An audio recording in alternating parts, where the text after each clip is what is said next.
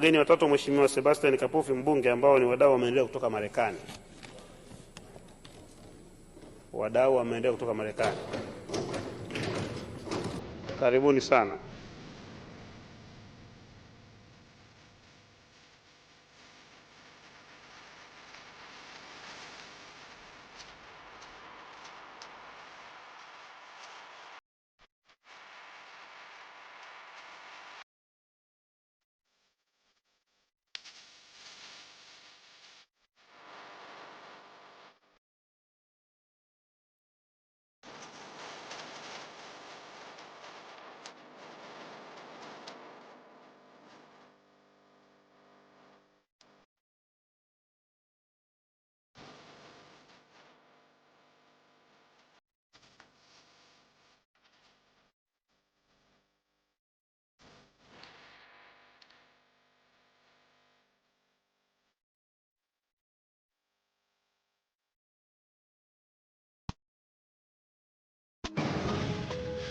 Container packed with supplies that need to make their way to families in Africa like yesterday.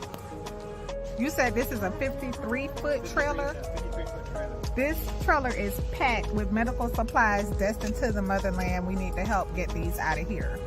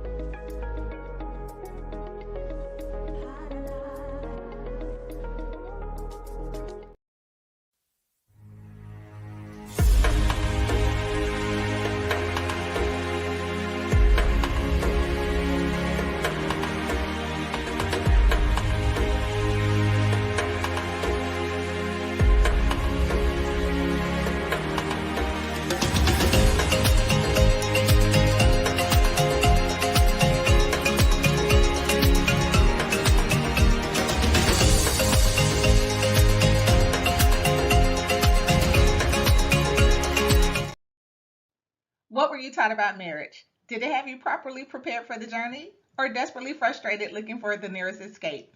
I'm Shar, founder of Law for Love, the most special place in the legal system in Atlanta. And after navigating families through the court system for more than 13 years, we are now taking those lessons learned to serve and support families to build healthier, happier, more purposeful marriages. Join us live on YouTube at Law for Love ATL Monday nights for our family meetings. Yes, grown folk discussions.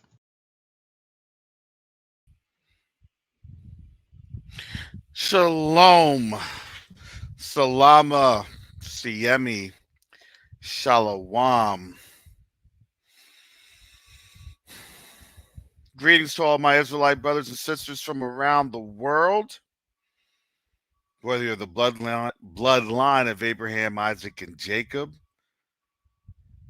the house of Israel, or you are a Gentile grafted into the house under the blood of Yahushua HaMashiach, we welcome you this morning for Quest to Unite Africa Discussions Live, or we just affectionately say Q2A Live. So, this segment is dedicated to the mission of Quest to Unite Africa, and that is to build critical infrastructure and economic development on the continent.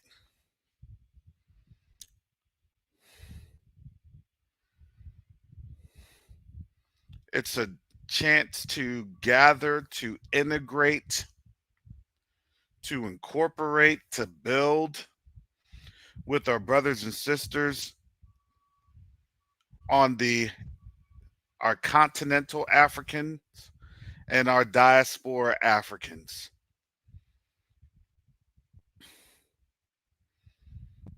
This is what we do. This is how we do.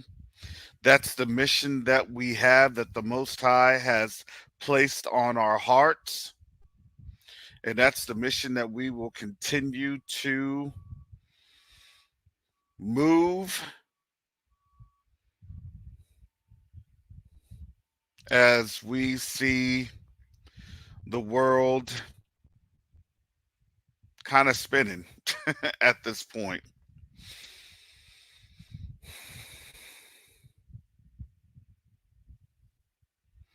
Before I get on in here, let me introduce Sister Shar and Brother Garth. Welcome this morning. Shalom, family. Peace and blessings, family.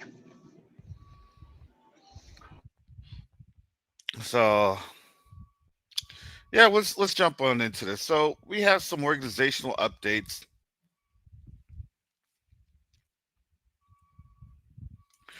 We are currently trying to solve and create solutions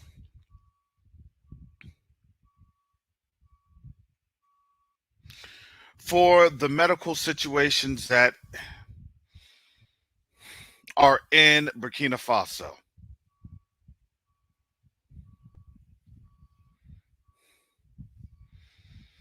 As you all have seen actually about a month or so ago, a couple weeks ago, with the trip to Burkina Faso where Brother Garth had gone down with heat. It was heat stroke. Exhaustion. Okay, exhaustion. It was about to lead the heat stroke. It was exhaustion, but I was about to lead the heat stroke.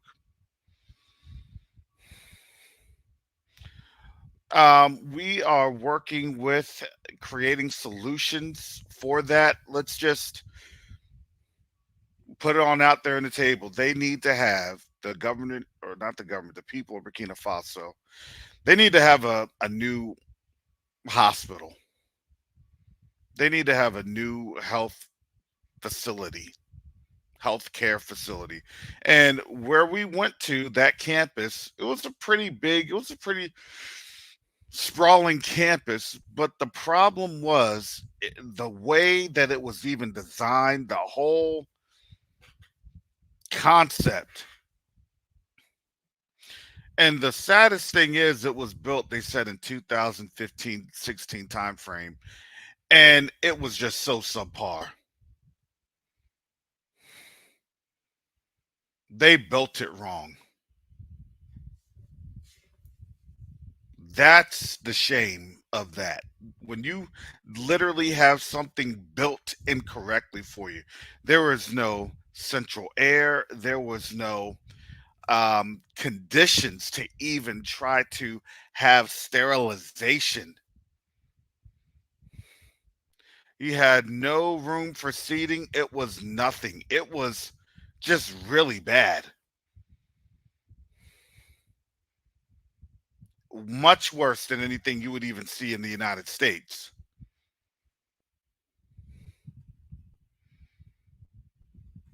The whole concept fundamentally messed up. So basically, they need to have a new hospital. So we're creating solutions that we are bringing to the government of Burkina Faso so we can provide recommendations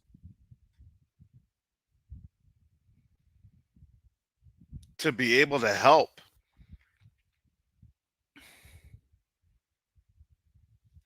with creating solutions to have, number one, a new hospital built. That's the ultimate goal.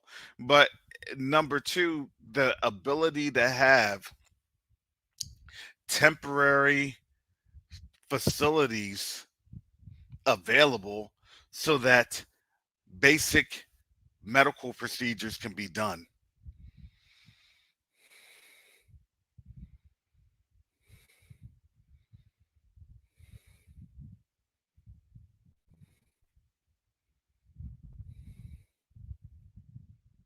And it's sad when I've seen military field hospitals that were in better shape, better conditions.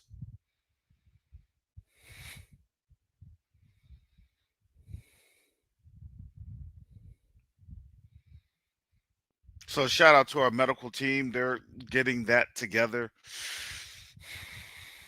But before I go there, I'm gonna talk about a story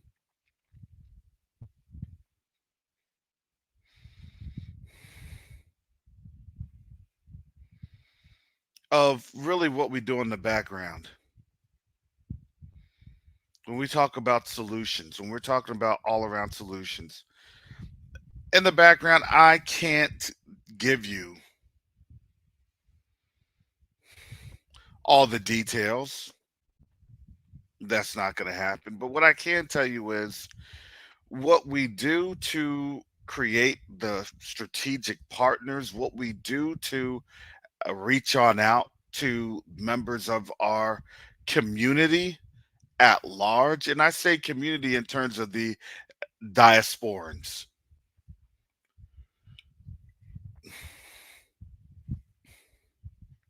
Not everybody's going to be an Israelite. Not everybody's going to be a Hebrew. But when we tell them about the goal and the mission of Quest to Unite Africa, that's something that uh, we've seen success in people uniting for that vision, for that goal to be successful. Sister Shaw, you're going to have to drop out and come back in so you can fix your device. And so when I was up at the Faso Days, the Faso Days events for that Saturday and Sunday in Washington, D.C., there was one brother that I he made it he, he made it his mission to talk to Quinn and I. He made it his mission. Hey, Karis, please reach on out to me. I told him, I said, I will reach out to you by July 3rd. And I reached out to him July 3rd. And you know our people don't play around. We don't take 2, 3 weeks. We don't take 2 or 3 months. We don't. That's really an awesome thing about our people here, our diasporans here, particularly here in America. Call it what you want to call it how you want to feel. But guess what? We learned at least some good traits in terms of punctuality and getting things done in a timely manner because we don't wait very long.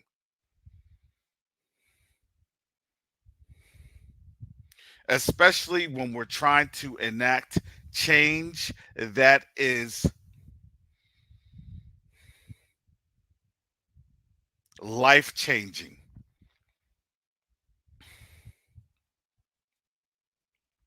that is stabilizing.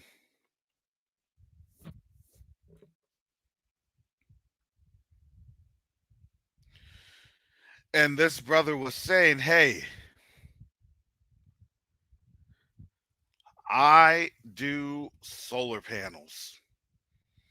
And I know the whole thing with green and solar panels and things of that nature. I get it. But on the board, I told the board this. The brother and I, we had a great conversation. He had already written a book about some of his exploits as a Pan Africanist, about some economic conditions. And he was going through his experiences. Being an Air Force veteran, being a Pan Africanist for 51 years, all the things that he has been able to accomplish, his work with different banks, with different government organizations. We're talking about the private side of how the governments work, especially in the United States. So he had a lot of information and knowledge and understanding. And so when I would explain to him the mission of Quest to Unite Africa and how we operationalize,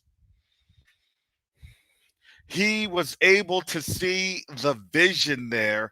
And once people see the vision, they understand because they know that that's what they had been exposed to. And as an entrepreneur, being able to work with other like minded individuals helps to solidify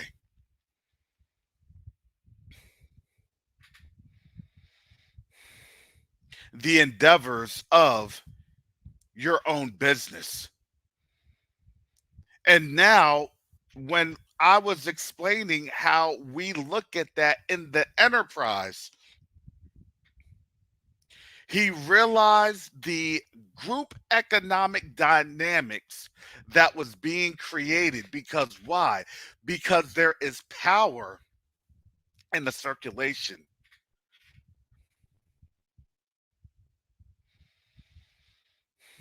of the resource, and that resource is the dollar.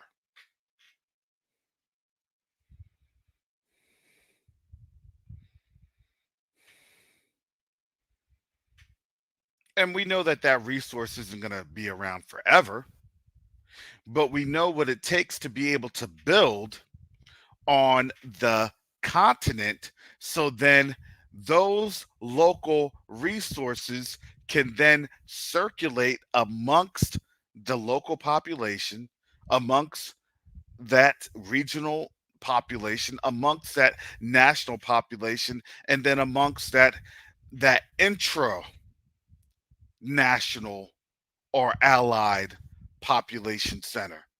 That's how wealth and power is established, because it's resource control. And not just resource control, but operational innovation that we all bring to the table in one form or fashion, because we've all been exposed to it. You're not here in America just sitting. Contrary to what their narratives try to say about us. No, we're here literally supporting this nation's growth. And if you're not here actively supporting this nation's growth, guess what?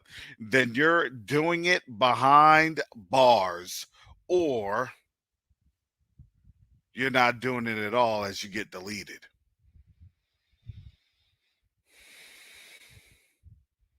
One way or the other.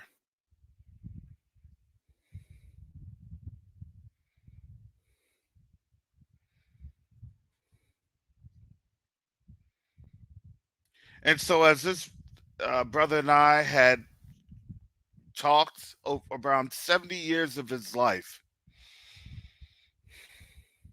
He was doing what he needed to do.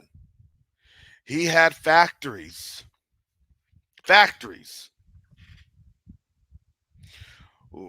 one in Illinois, another one that he's building in Pennsylvania. He was already working on in an African nation there, on one of the coastal nations.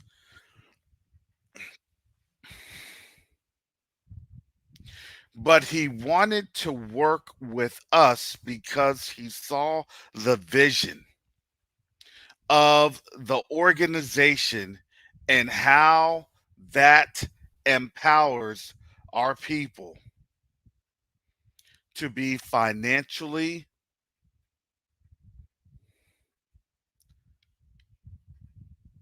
successful with maximizing resources.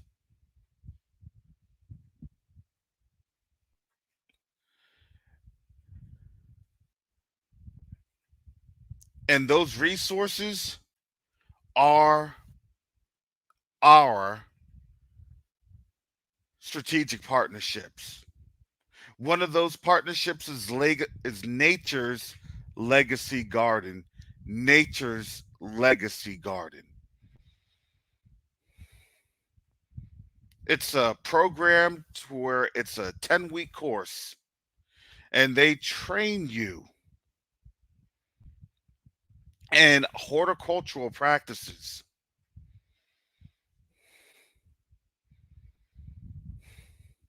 You can visit quest2uniteafrica.org and you can read all about it for yourself. Hey, Brother Karras, can I chime in right here? Yeah, go ahead. So, Nature's Legacy Garden is not just a strategic partner of Quest Unite Africa. Nature's Legacy Garden is a love story out of Quest to Unite Africa. Look, there's so much synergy taking place in this community that Nature's Legacy Garden was born out of Quest Unite Africa, powered by Quest Unite Africa.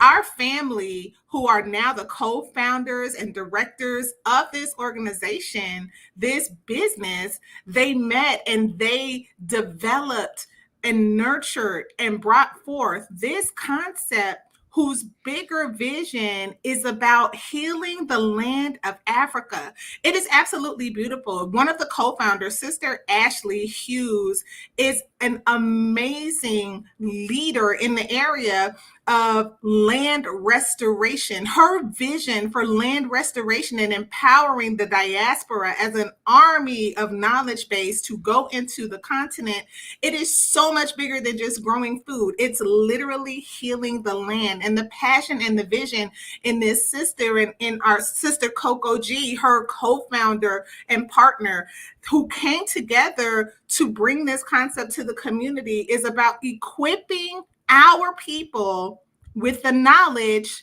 how to heal our own land and feed our own people. It's absolutely huge. They're launching some classes right now to teach you gardening. I, for one, am very excited about learning some gardening and how to understand the land in a more holistic way. And that is the expertise that our sister is bringing to our community, empowering us not only with the knowledge, but her passion and her gift for what pleases Yah, and that's fruitfulness and multiplication. So please support Nature's Legacy Garden again by visiting questuniteafrica.org and signing up for one of these classes to empower yourself and our community, because this is one of those economic activities that continues to sow seed into our own people. It continues to it empowers us when we are intentional about building each other's businesses. That seed creates more seed, and we just continue to eat and feed and break the back of the poverty that has been set against our people. So this is a part of how you can engage in wealth building warfare by supporting our sisters and our brother Fast Nickel, who is also a partner in this business, bringing this knowledge to the community with the bigger vision of launching it onto the continent. Yep, thank you, Sister Sharp. That is one of the that serves a role in a bigger purpose. Not necessarily just yet, not directly just yet, but let me tell you this. The government of Burkina Faso, they recognize that.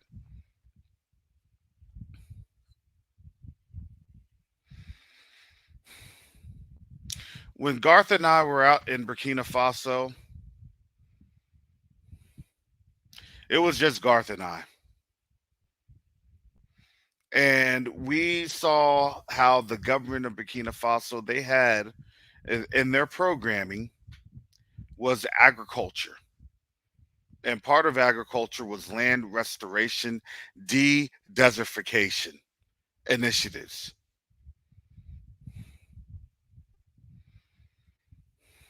I told Garth, I said, we need to go on over there. We need to try to have contact.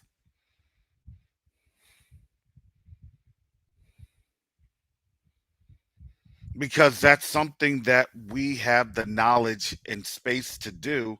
And we want to, excuse me, we want to be able to do it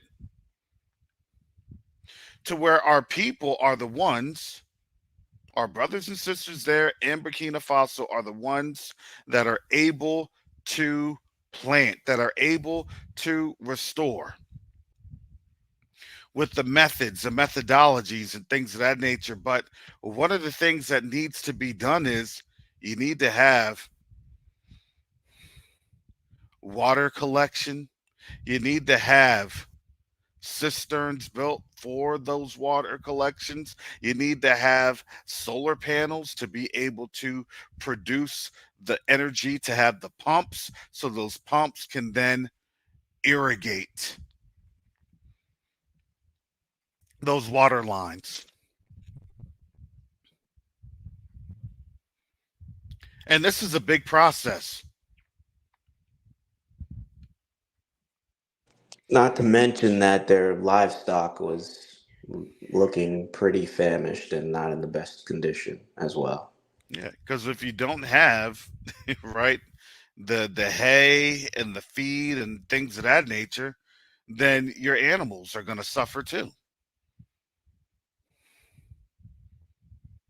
It's a holistic ecological effort because when I tell you, when they talk about eco terrorism, well, let's just say the first victims of that eco terrorism was there on the continent. When you have a desert that is overrunning the continent. Because why? Simply put, there's no technological and educational understanding for practices to be able to defeat de-desertification. And this is why it's important just to learn. Reach one, teach one, correct? And these are the things, these are the classes that's so important that in 10 weeks, you're able to then learn the basics of something that is life changing and extraordinary. Go ahead, Sister Shar, if you want to add something instead of pounding on that keyboard. Oh, I'm sorry.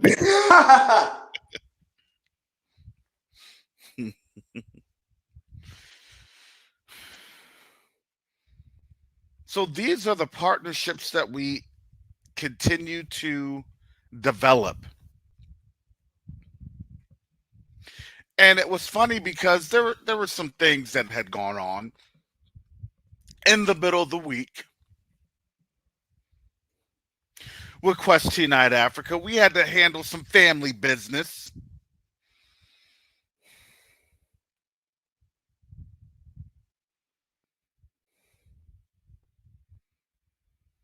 And, as we handled the family business, it was literally the very next day we had this meeting with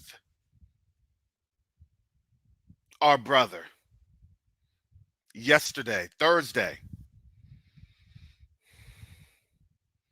And let me tell you, when we were talking about energy, when we were talking about infrastructure, when we were talking about the solutions that Brother Chester was talking about,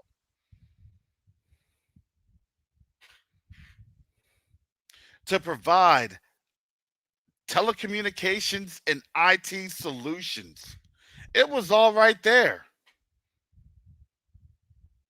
So, no, nothing's going backwards here. Everything is moving forward.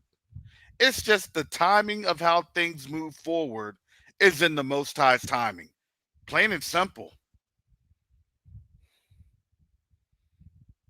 Even when we had a little bit of a lull, which we did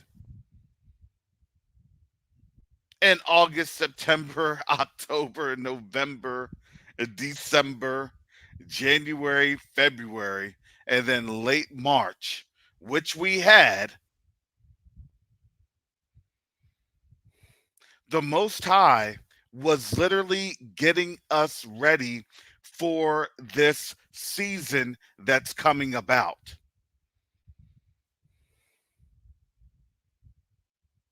These laws aren't here to just have everything decay. Well, we tried.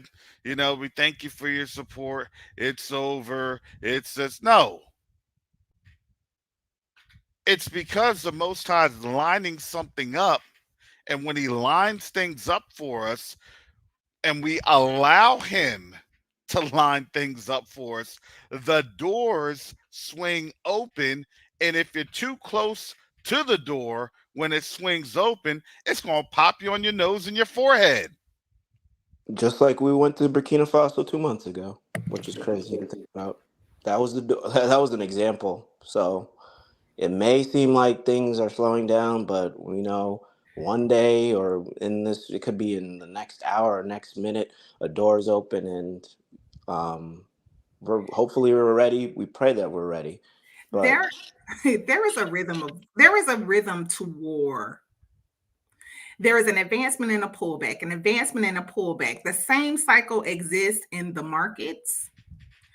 You advance and you see stocks, they go up, they pull back, they go up, they pull back. That's why people in investing tell you don't hop out when you see a pullback. You got to hold on. So the ones who profit are the ones who don't lose heart, the ones who don't get sick to their stomach and jump and sell at a low point and not benefit from the timing that this thing is going to come back. So this is a wave, this is a rhythm, this is how war is. And I'm sorry, I was clacking on my keyboard. Y'all know how I get down. I was like so excited because I was contacted by in the past week. This was another business owner reaching out and saying, hey, I'm ready to make my move. I'm ready to get planted. I'm ready to do business. Let's do it together.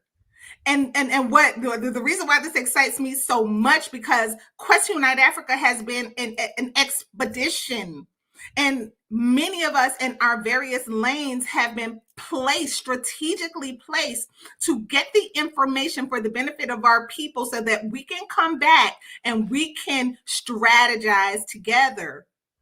And so me in this lane with the legal structuring and business, I'm getting these phone calls from people who, I'm sorry, y'all. Shout out to my entrepreneurs. Y'all are some of the most fearless, fierce, and awesome individuals in the whole wide world.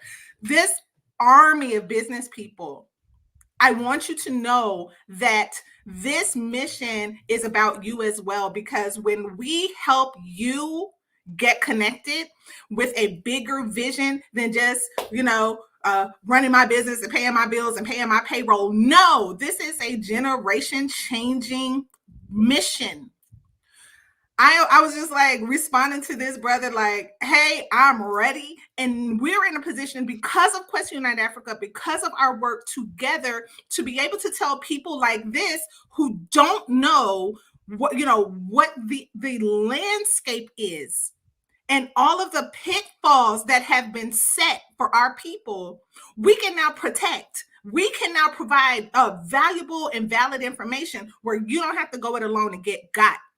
Because the neo-colonialism has had a 400-year head start, placing booby traps on the entire continent to prevent us from ever taking care of ourselves. And this is right now, we are positioned to weaponize wealth. I am calling you out if you are a business person and you want to be a part of something bigger with the gift and the purpose that you have been doing in your business. Because together, isn't this the same message that Dr. Ericana has been spreading her entire mission? What are we doing? Why are we not doing it together? This is the moment. This is the time. And we have to move as a tribe. So I'm shouting you out, business folk. If you want to talk about how we do business together in community and we expand and create wealth together, the word says that the Most High has given us the power to create wealth. And it is wealth that is going to punch a hole through this poverty that these people have systematically set up. When you get in there and you learn how they have used this wicked, swift system to make the people of the land a permanent underclass economically, a curse to never come up. It makes me so angry. I hate what I have learned about the arrangement there. They have done everything they possibly can to not only discourage, but to prevent entrepreneurship on the continent. But we have figured out how to punch through their mess by moving together.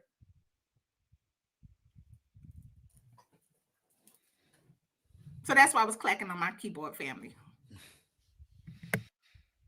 Yeah, people always say, I'm going to do it all by myself. I'm going to work and focus all by myself.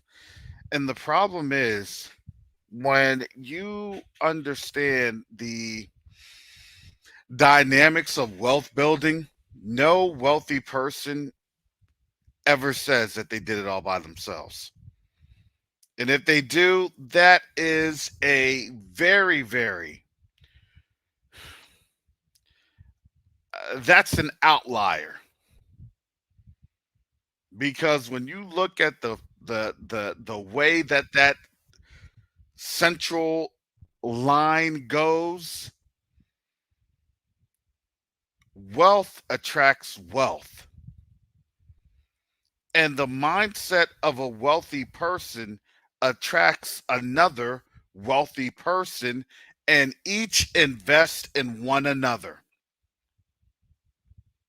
Group economics.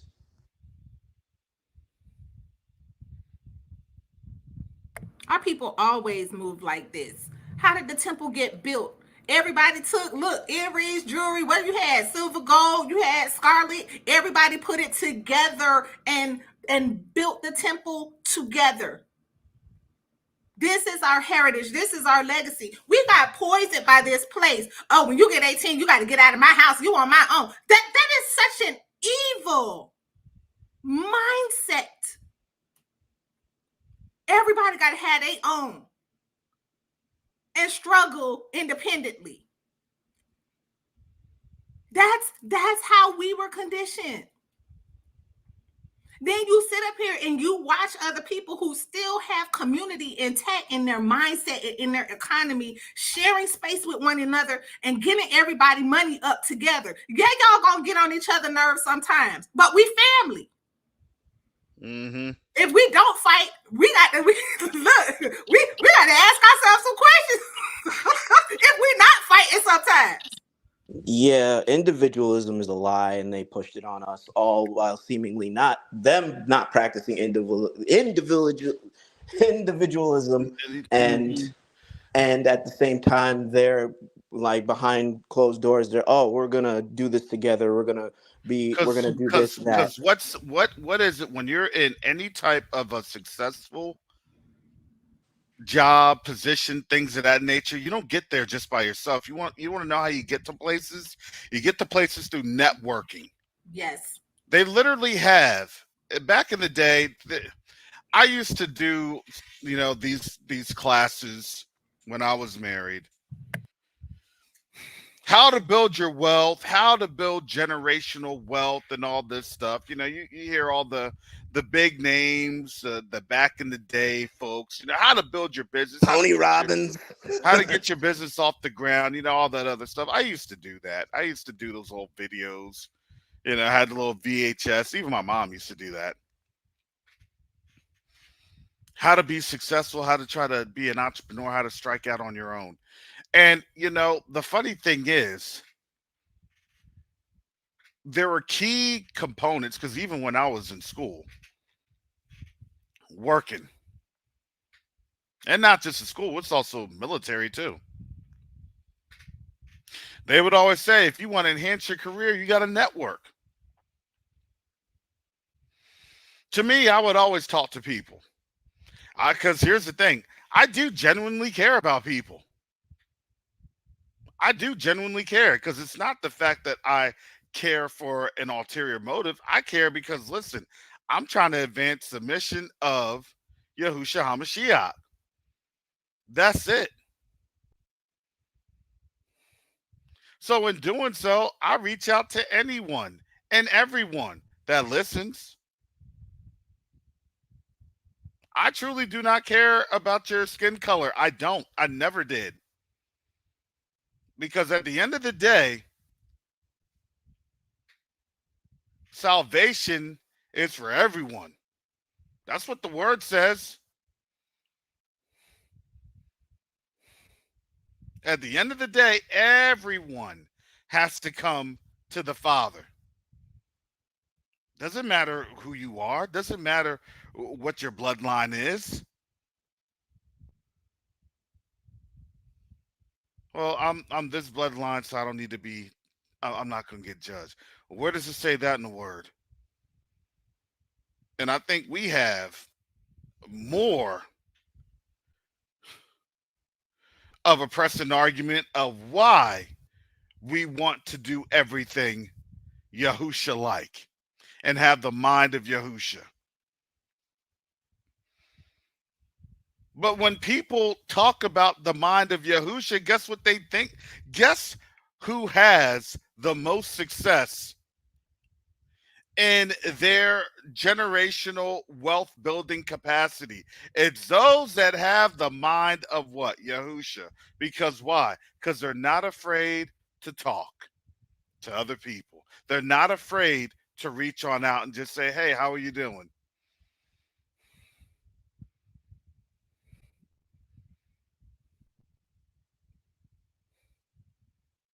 They're not afraid to open their mouth and give an encouraging word.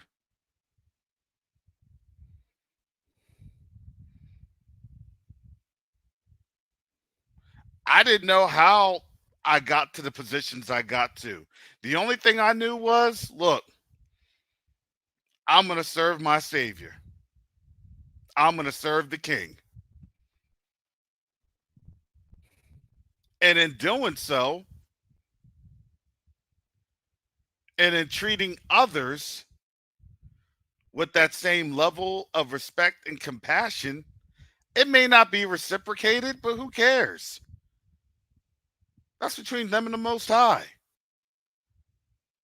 But what I would always do, I would always talk to people, even when I didn't feel like it. There's a lot of times I don't feel like talking to people.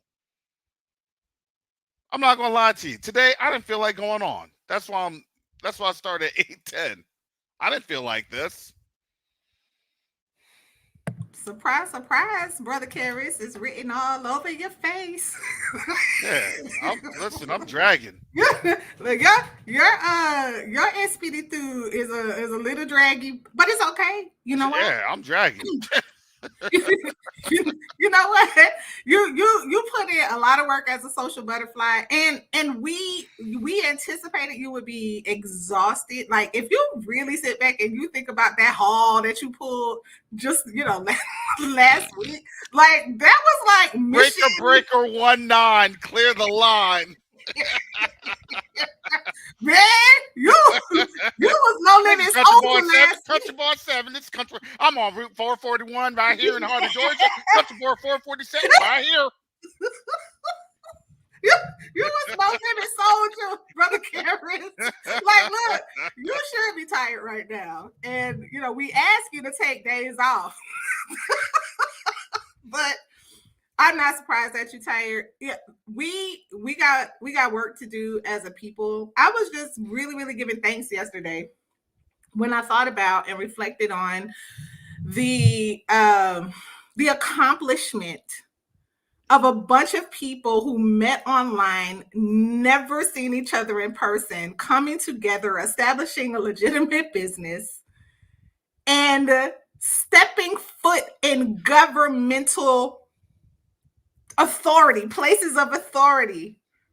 Sometimes these things are prophetic acts, family. How the Most High tells us that wherever our feet will tread becomes our territory. It's really, it reminds me of like the Jericho story and the walking around that place for that week, claiming it by walking it. For the Most High to have positioned this organization in less than 60 days to be in a seat of governmental authority, that is not coincidence. For only a year later to be in a presidential palace, that is not by coincidence. And this is not a bunch of people who knew each other. This is a bunch of people who had a shared love for the word of truth and for Africa. That is amazing. It blows me away when I think about it.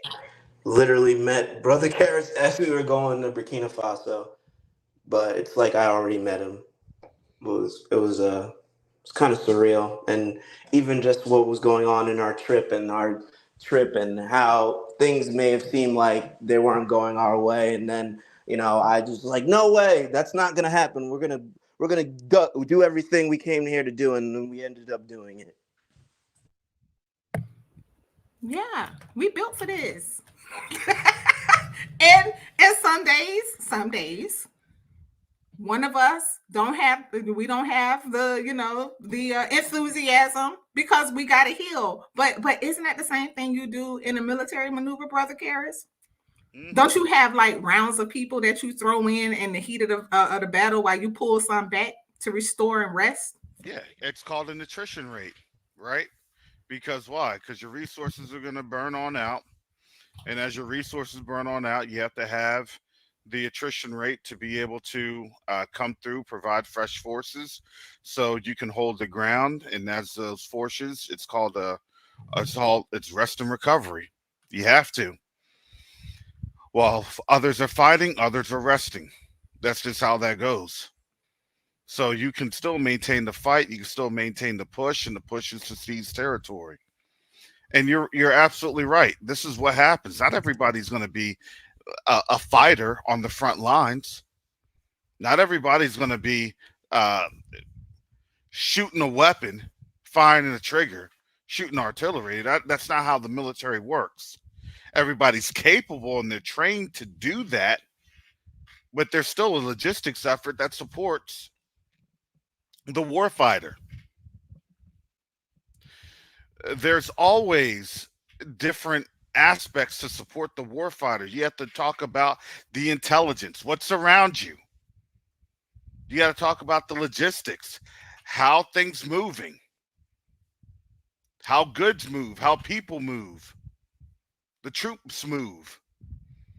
And you got to talk about the operations. What key terrain are you trying to seize? You also have to talk about your medical. How do people get healed when they are wounded? Because folks are going to get wounded here. There's healing that has to be done, not just physically, spiritually, emotionally. We're literally had to deal with that this week. And the thing is, we're not surprised because why? This is an effort of a fight that has been waged against us for over 400 years. Exactly. So now we are understanding there's a transportation element, there's a movement element, there's a physical element, an environmental element, all of these things that we did not pay attention to. Because why? When you're living in your captivity, it's a nice gilded cage. If your captivity is relatively comfortable, then guess what? It doesn't feel like captivity. For 400 years, and at the latter end of this,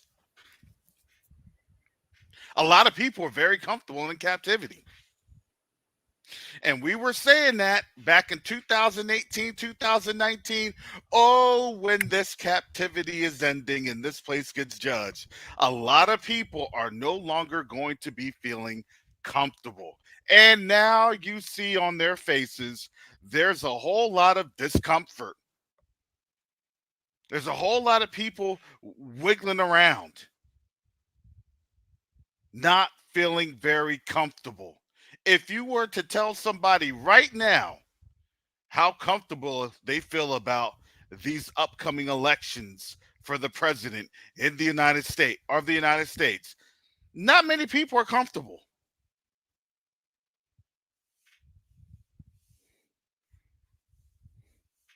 But that's the times that we're living in.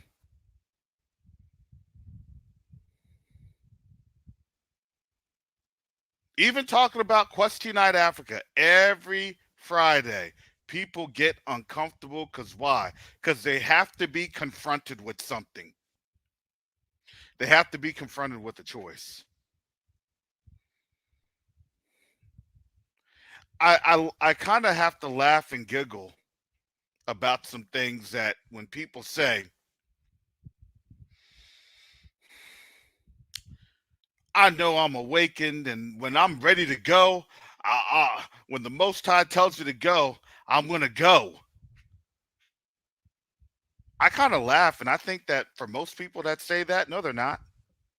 Yeah, bro, that's fair, honestly. No, they're not. No, they're not. Because if you're ready for something, you get ready for something.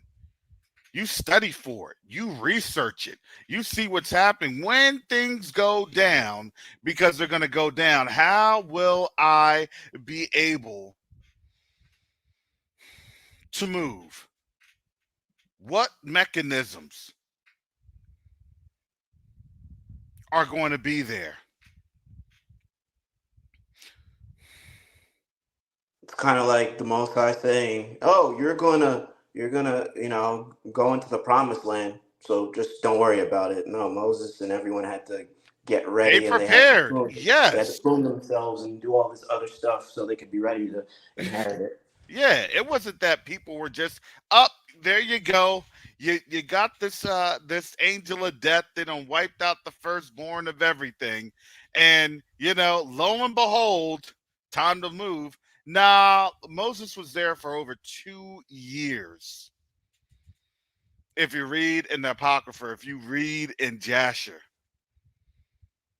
Moses was there for over 2 years, warning of people. And in the Most High's infinite wisdom and infinite grace and mercy, it's been well over that. It's been years upon years. And it almost seems like for most of us, it almost seems like it's a broken record. But here we are. And now you see the people of this land, of this nation, and frankly speaking, around the world, they're worried about what's happening in America. And guess what? It's something that we just didn't say it's going to happen because we're the puppet masters behind this pulling the strings. Yeah, right. We have no power. But we realized what was going on because that's what the Most High's word declared. And yes, I don't know if there's going to be an election this year. Kind of seems like there won't be an election, truthfully speaking. And if there is an election, this election is going to be the most hotly contested election. Because why? Because that's the narrative that they're preparing. It's not going to be the question of if they fight. The question is going to be when they fight. How soon will they fight? Because let me tell you, they don't care about cold weather. And with these hot behind temperatures going on, there may not even be cold weather this winter. It's 91 today in New Jersey. You know what I'm saying? There may not, I mean, look, winter wasn't really a winter last year. It really wasn't. People weren't getting that much snow last year.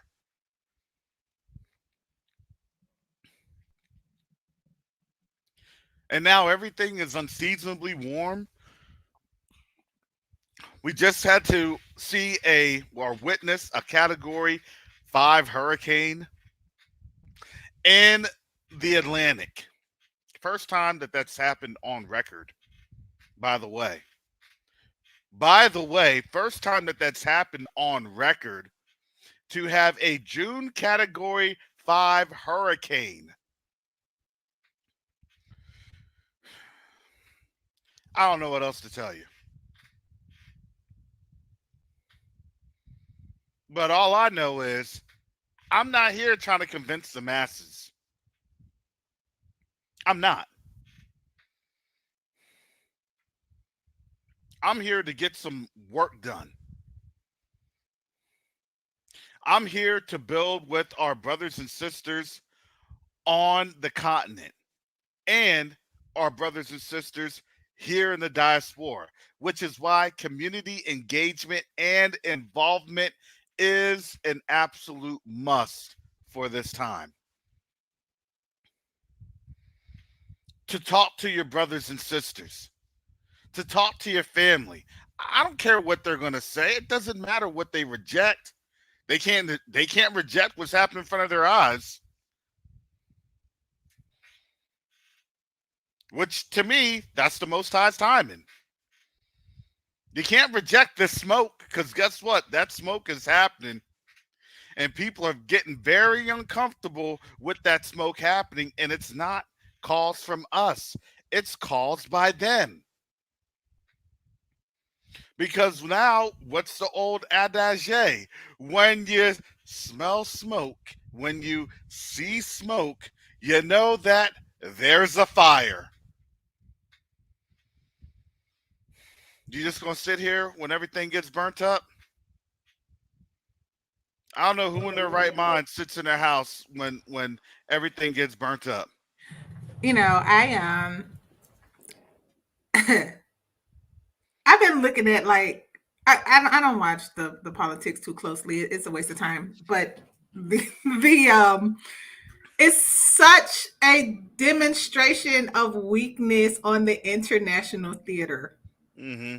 This the It's such a sideshow, such a joke, such an embarrassment, such a fall from glory. The foolishness that we're seeing at the highest level of constitutional government in this land. It's madness. It's Oh, like it's like go ahead. Go everyone's ahead. sitting around salivating and It's wiping their like hands like it's like WWE. It's become entertainment e. It's no longer, something that Yes. is legitimate. It's pretty much gossip Yes.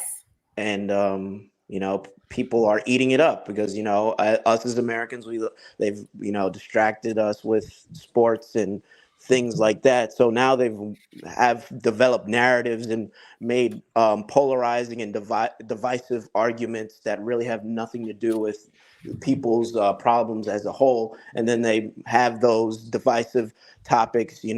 They keep on pushing them so people could get hyped up, and then they could harvest people's energy in this election that doesn't really matter. Exactly. It's such a waste. I mean, it's such a distraction. It's like, okay, y'all trying us like this for real. Like the insult to our intelligence is phenomenal. It's just beyond understanding. Me falling out with any of my people, and I tell people all the time, I talk to people, our people, like Brother Karras, you were saying about, all right, we not all awake in Hebrews, but I'm looking at you, and you my brother, you my sister, and we don't have the same faith. I let them know quick, I'm not falling out with you over their stuff. Mm-hmm. That ain't got nothing to do with us. Yep. We need to be finding where we agree, and we need to be working towards our shared interest, because all that other stuff are rabbit holes, distractions, and foolishness, and we don't have time for that.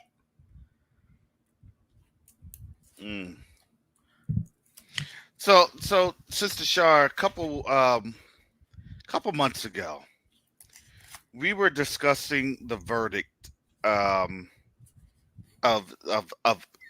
the former president Donald J. Trump, Right. and the Supreme Court this week just had a ruling regarding constitutionality of what presidential immunity looks like. And on top of that, the sentencing that was supposed to be done within a week, Thursday, July 11th, that has now been, they said they pushed that out indefinitely. I didn't know, because like I said, I'm busy about my father's business, but whatever they do it in their little sideshow, in their little kangaroo court, it's all it's doing is it's stressing out the people who believe in in the game.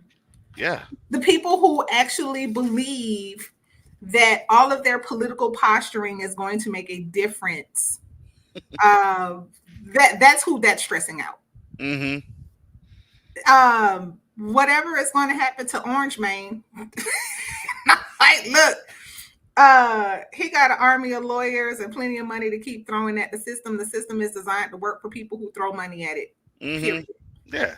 Right? Yeah. I looked at that. I was like, they literally just gave him the clause of constitutionality, and they gave him immunity. So yeah, they're gonna still have the sentencing in September, which is fine. That's gonna happen, whatever. But that sucker's getting appealed. It is. Is it appealed? So what it's Especially like, if the next debate is in September. Come on now. yeah, like, oh, they're gonna no, he's not. That sucker's getting appealed. With what the Supreme Court just ruled, stop. One of the greatest tragedies of the justice system is the way that things can be delayed, continued. Like it's a game. Like the actual use of time, the weaponizing of time and delay is actually a legal strategy. Yeah. You could kick that can down the road in perpetuity if you have enough money to keep playing that game.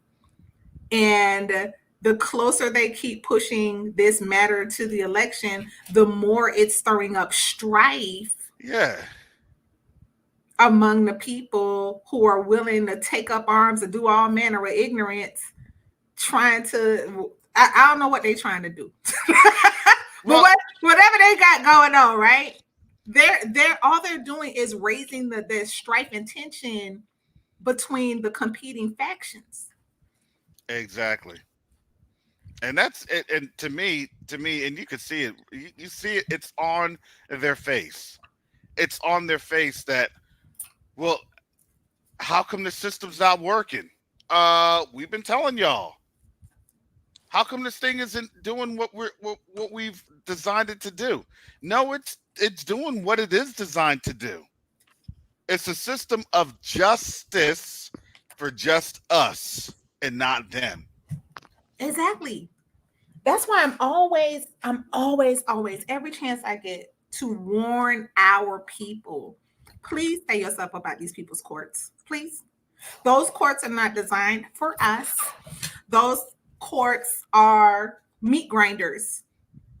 We can give ourselves and take care of ourselves a whole lot better than this system can, because unless you're ready to start throwing $200,000-$300,000 into this system to get the justice that you believe it's giving to people, you're going to find yourself frustrated and things are actually going to be worse. Please stay out these people's courts. It drives me crazy when I go to court and the court is packed with our cousins. It drives me crazy when I'm going into a court and I don't see, I'm telling y'all, I do not see Koreans in the court. Mm-mm.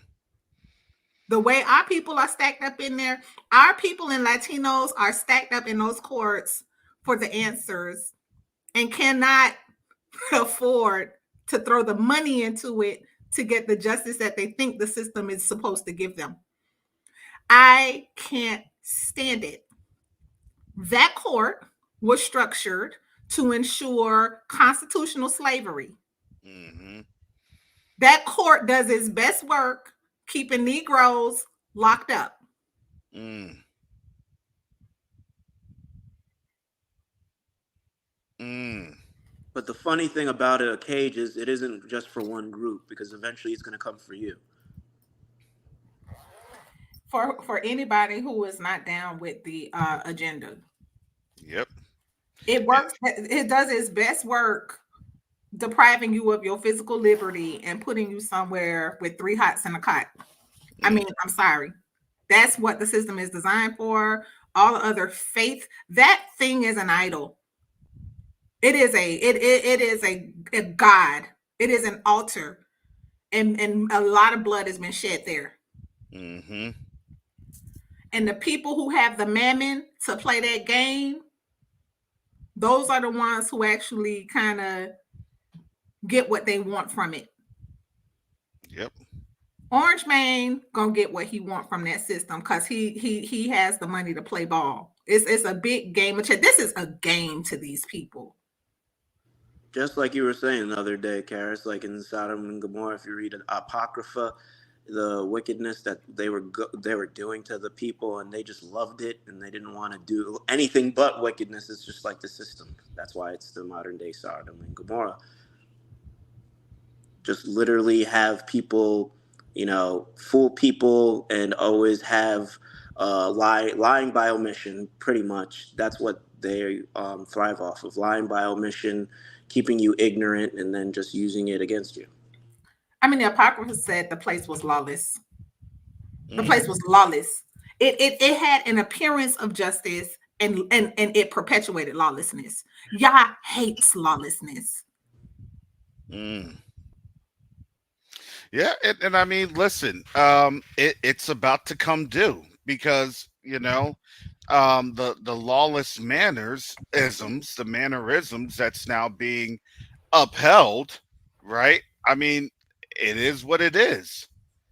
And now, what can you do, and what can you face when you literally have a system that's its hypocrisy is now being demonstrated? That's a system of hypocrisy. It And is. now, now think about this. Think about the system of hypocrisy that's here, and think about what's going on in Kenya. Think about what's happening there in Kenya. You have people die and are dying. I'm sure you all have seen the news. I don't need to go into all the different avenues. And that's why it's so important for us, number one, not to be afraid. You know, the system will be used against people who are doing the right thing. It just Hmm. will. That is an inevitability. I was talking to a brother who was actually at the embassy with you all, Brother Karras. And, you know, we got to talking about how they did Garvey. Hmm. Garvey was brilliant. The brother set up a legal entity that capitalized. You know, it took all of the little piece of money that Black folk had and put it in one corporation and mobilized wealth in a way that was purchasing ships. Like for the time that this brother did this, it was like he accomplished so much with this concept, right? But what did they do? They used the federal court system to shut him down and to invoke fear into the heart of the movement to kill it Mm. because he was unifying Black dollars through the same corporation system that Babylon uses to amass its wealth and to perpetuate a permanent underclass. So the brother and I, we was talking about it. I'm like, man, look, Garvey was brilliant. He gave us the blueprint. Corporations, that's the move. Like, that's the move. But yes, they will use this system against you, even when you are doing the right thing. So that's why I'm so big on our people. Listen, when they came out with the 2020 whole PPP loan and stuff, what did your cousins do? Your cousins saw money and they went and filled out applications and they lied. We cannot lie. Mm. Y'all hates lies. So telling yourself, oh, well, they owe my people 40 acres in the mule, and then you lie on the application. No, they're going to use this system and lock you up. There's a Hmm. bunch of your cousins having to take plea deals on federal time right now for lying to get PPP loans. Mm. What did they call it? A scamdemic? A bandemic? I'm sorry for Man, my ignorance. they laid that trap for your cousin so skillfully. Hmm. And the other thing, y'all, when they rolled out the PPP, it operated two ways against us to make sure our happy Black selves don't get it together. Number one, they got a net for all the people that were willing to lie to get the money. Okay, Yep. Yep. they knocked them off the board. Hmm. Other thing that it did, it tied up the capital markets for any businesses who were not established before the pandemic from being able to access business capital. So they were ensuring that even with your startup, you would eventually not be able to make it when you ended up in cash flow crunch. Yep. It was so crafty how they did it because their game is, look, these people can never have unity. Every time these people get together and unify, all the Because desolation. what ended up happening, there was a couple of precipitating factors that happened and that was occurring all at the same time. In about 2019 and 2020, you had on record the most amount of Black entrepreneurs that was filing for their EIN number on record. Black folks were literally leaving the plantation, or they were trying to get 1 foot off of the plantation while having their businesses to be able to transition from the plantation. A lot of that was happening. Yes. That was We were 2019, 2020. Go, yes, yeah, go ahead.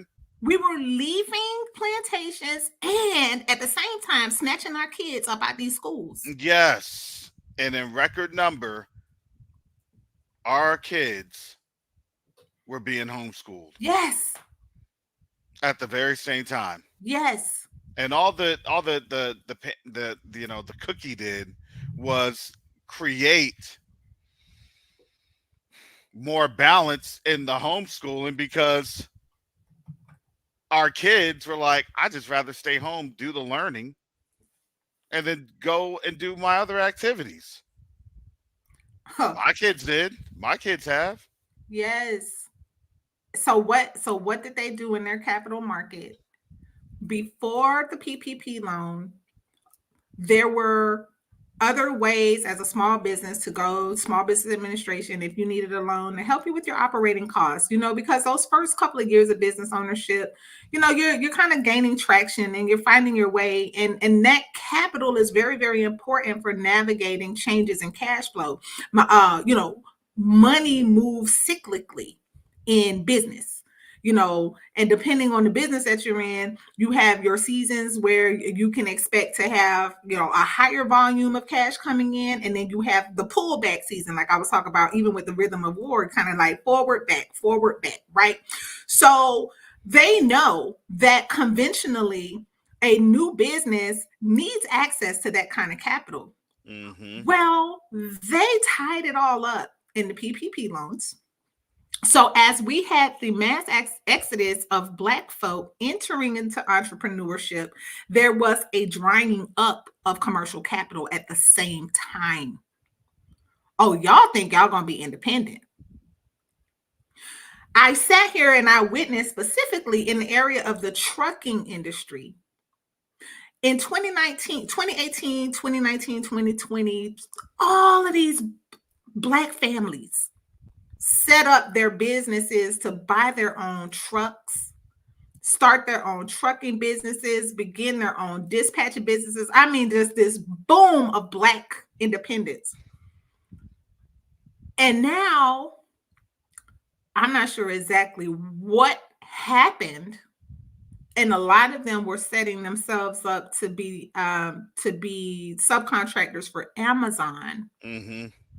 But Amazon has, like, it's kind of restructured a lot of the way it gets stuff to folk. Yeah.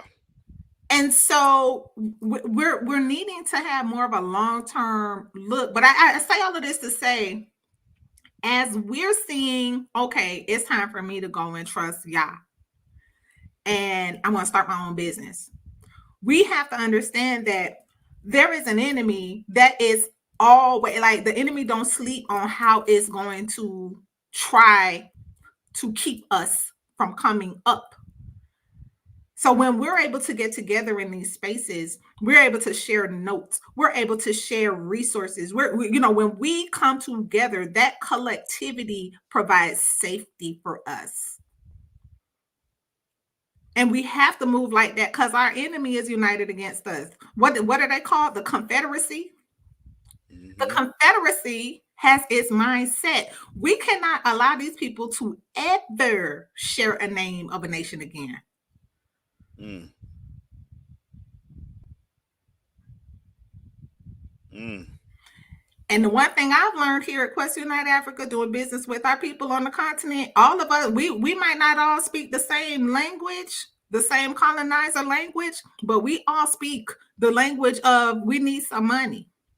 And I'm not saying it like, we need some money, like we're just trying to buy stuff to pamper ourselves. No, I'm saying we need some money. Like, if we don't build wealth, we can't help Each other. Yes. We can't help each other. It's that simple. It's awesome to talk with folks. And when I spoke to the gentleman yesterday, I said, look, we're not here for a handout. I said, we're not here for a handout. We're here because we want to be able to build some programs, some projects for our brothers and sisters on the continent. This brother was already successful.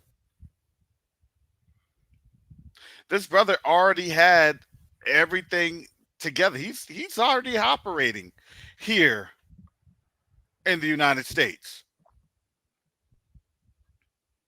with 2 factories that produce solar panels.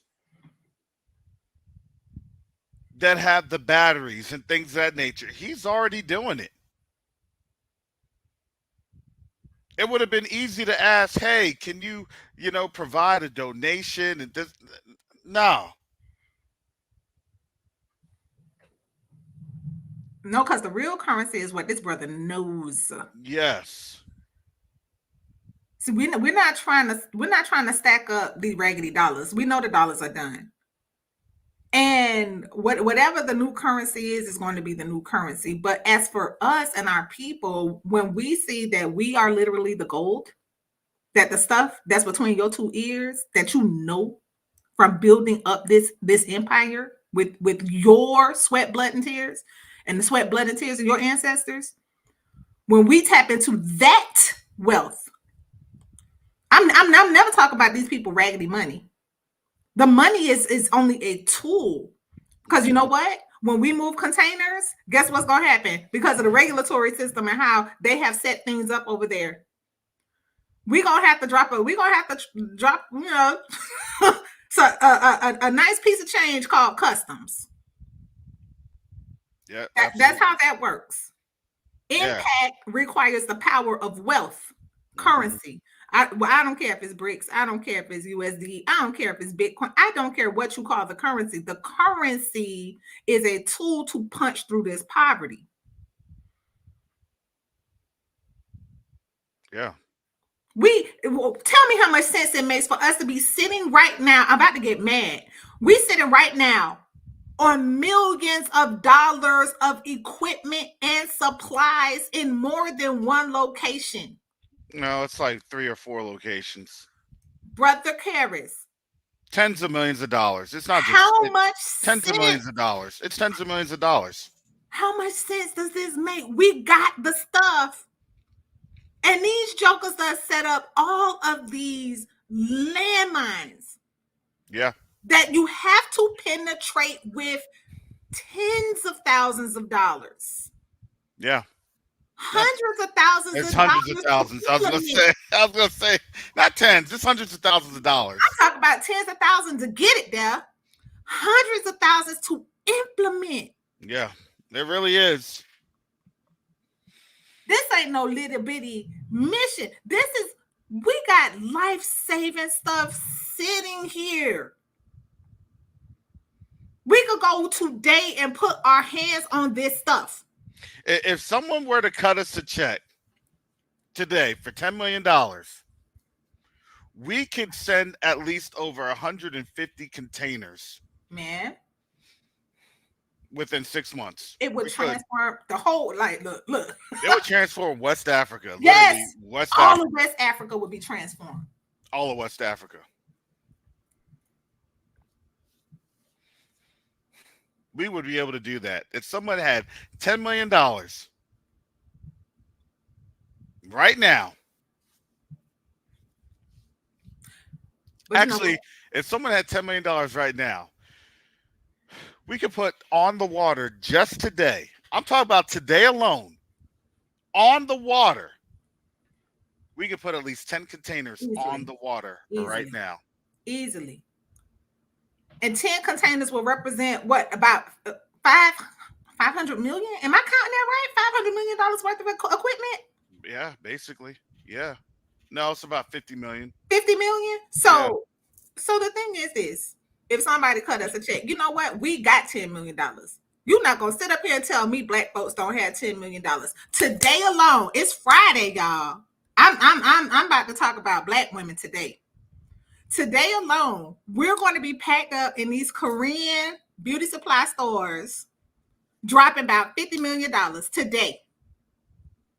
Just black women in a Korean beauty supply. We have $10 million. I want to talk to people who want to create $10 million together. Can we have a conversation? Can we meet so that we can create $10 million, y'all? Because the fact that this stuff is sitting here is infuriating me right now.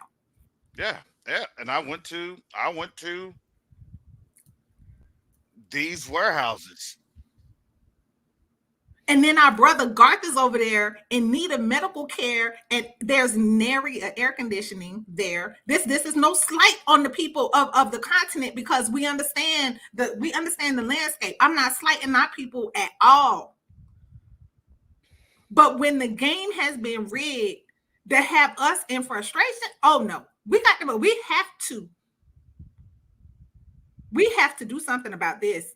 Garth over there and the people holding a hand fan, like the ones that you have at the stadium. Did that one at least have the water mist? No. Oh my goodness. And there are folks that were literally passed out on benches. They're passed out. In the trauma rooms, we're waiting on ER, and their families are there fanning off the men and women that are there needing medical care. That's how that works. We have a team of doctors and nurses ready, willing, and able to mobilize as soon as we get the stuff there. This is not a little bitty mission. Yeah. No, and I know, listen, family, I'm not asking our people here for $10 million. I understand. I understand. No, we're not. I'm just saying, if we had $10 million, that's what we would be able to get taken care of. I get it. I get it. Look, we're in such a cash-strapped situation right now. They're literally trying to do a contractionary policy, meaning that they're pulling money back. Because why? Because nobody's really using the dollar like that. Oh, we may have a strong dollar. You want to know why we have a strong dollar? It's because they're trying to pull the money back. This is why homes aren't selling. This is why vehicles aren't selling. Understand, the dollar is collapsing. But if you have less of it to use, guess what? That's more power that's perceived with it. I'm sorry, and who are they taking out? Who are they? Where's that coming out of? Wealth does not leave the earth. Yeah. I'm asking us to change our conversation around money, y'all. For real. We have it. See, I'm sorry, what I'm not going to do. I'm not going to sit here and feel like, oh, their policies are making us more poor. That's how they want us to put faith in their power to keep us poor. No, we have it. Even if you don't have it in your bank account today, all that, everything you know. I mean, I had this thought, y'all, and it might be crazy. It might sound crazy, but the continent is full of gold and all of these other minerals, right? What do we do with our bodies when the spirit has left the body? We put the body in the ground, right? And over time, the body is decomposing. It is the body, our bodies, that are creating all of this wealth that's in the earth. We are the wealth. We have got to start having different conversations around the issues, because everything we know is the wealth. When we bring it together, y'all, just this week, we had a board meeting. One of our brothers on the continent was in that meeting. And it was kind of like, the conversation was going in the direction of the mission, and it was going well. But something happened when all of our minds were together in that space, and out popped this idea. Y'all remember that moment? the idea that popped out in that conversation while we were reasoning through some of the things we need to, some of the questions we needed to answer. Our minds, our prayers, our belief, our faith in Yah is more powerful than these people's wicked manipulation of their monetary system. Mm-hmm. We're not victims. We're not. I'm sorry. If they're tightening the rope on us, then we cry out. And then Yah says to us, what? He says, okay, what do you have in your hand? Isn't that how he talked to Moses? Well, I stutter. Okay. Here's your brother. You have a brother. What do you have in your hand, Moses? Yeah. I'm sorry. And I don't mean any disrespect. I don't. I'm tired of talking about what we don't have. We have too much not to be giving thanks and praise for what we have in our hand. Focusing on lack doesn't produce wealth. It doesn't. That's why we're articulating the opportunity. Y'all, we had the opportunity to save lives. We had the opportunity to save lives by getting ourselves together. We have the opportunity to build other businesses by trusting each other and building each other up.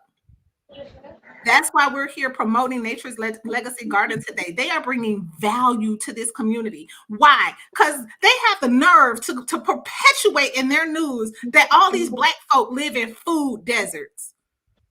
Like, and then they give us the news like we're supposed to just accept that as the status quo, like that's just our plight. No, you got Black folks out here setting up urban gardens, fighting back. You're not going to tell us that we in no food desert. You got us eating out of these doggone Arab corner stores. Our kids living off of pickles and hot sausages and potato chips and soda, and then you killing us with it. No. Weaponize the wealth of your knowledge. Sister Ashley is saying, I got something that's going to help us feed a continent full of us. I'm tired of focusing on what we don't have. We mean too much to Yah for that. We're the apple of his eye, y'all.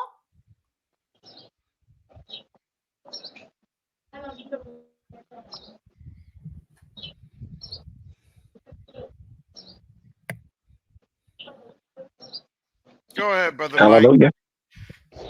Well, I'm just in the back seat all cramped up. So, I mean, Sister Shar, she's driving, so I'm leaving that alone. I don't care. My knees may be hurting, but still keep driving. Oh, Brother Mike, you're such a breath of fresh air.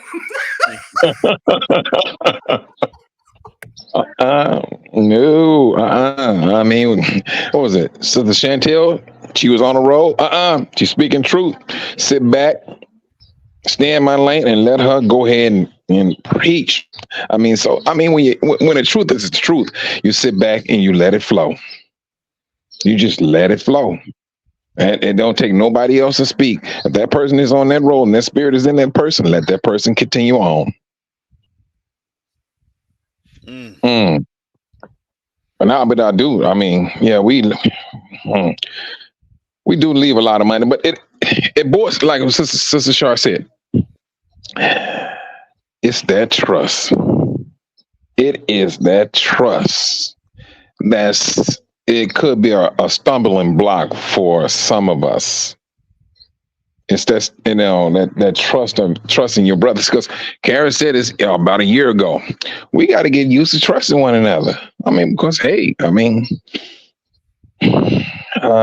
that's one thing that we was taught not to trust. Now we gotta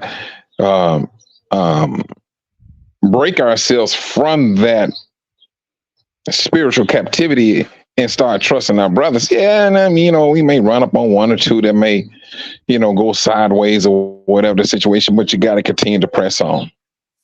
And just like what Sister Shar said, Moses had his staff in there. Moses made all types of complaints. Oh, I stutter. And for a fact, the most I could knock that out and not even it'd be so fast you wouldn't even recognize it. But he humored him. He said, all right, you got Aaron. Moses came up with every excuse up under the sun. And then, eventually he humbled himself and he went on to do what the Most High asked him to do. Now, with this awakening,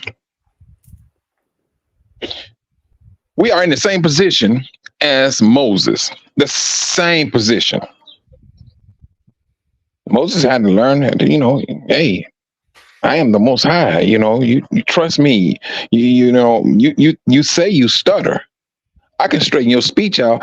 You can speak so eloquent till, I mean, what? There's nothing that the Most High could not do, cannot do. But Moses kept on harping on his imperfections, as you may say. And we're doing the same thing, monetarily, that is. We're doing the same thing. Oh, we've been blackballed, and that's true. We have been blackballed, but yet and still, you don't use that as a crutch and just sit back and, oh, I'm gonna wait on the Most High to do this here and do that there. When you have that power already within you, and that's the thing I'm looking at. And it can get frustrating, but you got to start looking at every opportunity. What you may not think that this won't work, or that won't work, or that ain't gonna do us. You'll be surprised. I just left the market today. When I say dusty roads, the roads are so dusty, and they like sand. And I know if it rains, it's gonna be muddy. But there was two brothers. They was playing music while they was walking down this road, down this market. And man, I mean, they just dancing and having a good time. And these brothers, they take what they got and make the best out of it. That's what they do. They take what they got and make the best out of it. We need to do the same thing. Well, yeah, we've been spoiled in the United States. Yes, we have. But we got to get out of that spoilage, the spoilage mentality. That's what we really, truly got to get up. I mean, I had to get myself up out of it. Look at the small things. And then if we go back in time and see how brothers and sisters came up as to how they fought against such and such and things of that nature. Some come up with a simple idea, and that simple idea, made them millionaires. We should be the same way. And who was that? This sister, Sister Arikana, she said, the battle is changing the mindset of our brothers and sisters. Mm-hmm. That's where the power truthfully kicks in. Once you change that mindset. Ooh. And I'm glad you said mindset, Brother Michael, because I'm gonna throw a challenge out here for our people. Anybody who want to roll with becoming like the spearhead of this force, we weaponizing wealth. There is a book called Tribe of Millionaires. If you are up for this challenge, I'm going to ask you to read that book or listen to that audio and call me after you read it. I want to hear from you. If you want to take on this challenge of how we are called to be together as a family, Tribe of Millionaires, I invite you to call me 678-210-8778. Call me. And unless I'm in a meeting or in court, I will drop what I'm doing for us to talk about next steps. Can I put a footnote in that phone number that you just gave, sister? She does not answer that phone call on the Shabbat. Nope. Nope. Try call the Shabbat if you want to. You ain't getting no. This phone. You ain't even getting the answer machine. That thing goes to that silence. The number you have called is currently unavailable or does not want to be reached. That's right. That's right. I'm going to do what my father said. My daddy told me to stay up there and rest. I'm a rest. But guess what? The rest of the week, I'm doing war. It is a mindset war. Like, I'm sitting back here, I'm looking at my family, y'all. I'm looking at like the foolishness of us not having, of us not setting our kids up for better. Like, I'm like, you know what? I hate that. Nobody had a college fund for Shar.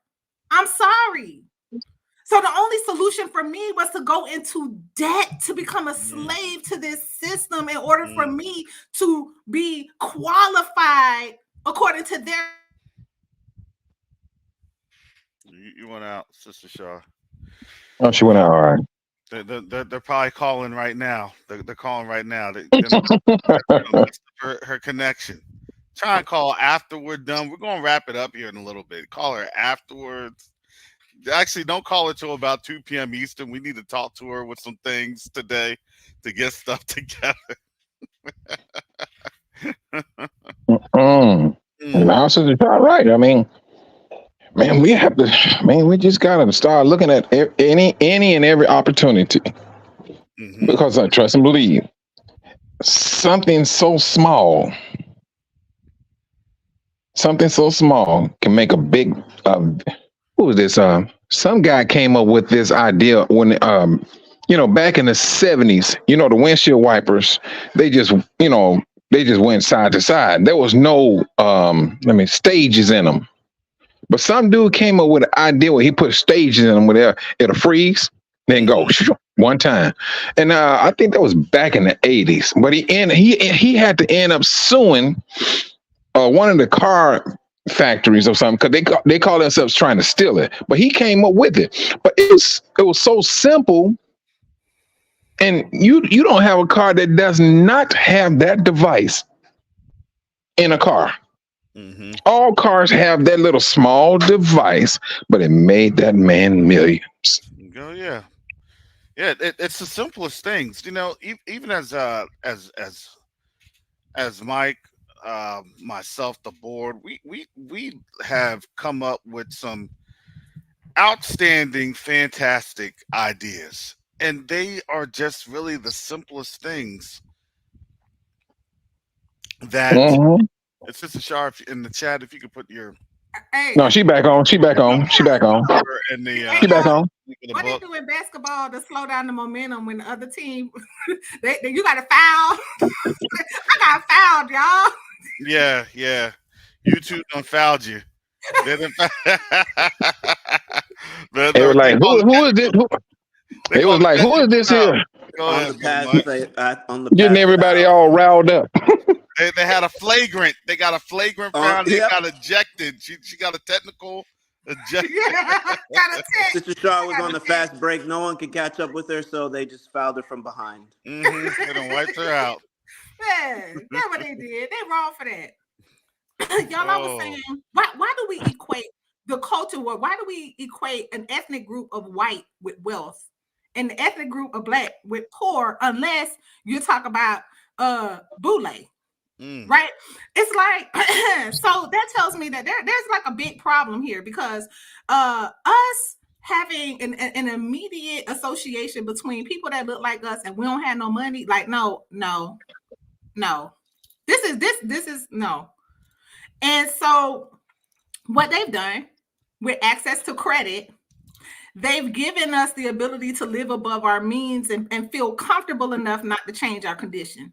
Long as you can pay your minimum payment on time, long as you have your mortgage, your house is comfortable, long as you were able to move out of the hood, there's no discontentment about the condition of your people anymore. Exactly. Yep. Trusting yourself in riches. The proverb, it says it's like riches are like a bird and they could fly away at any moment.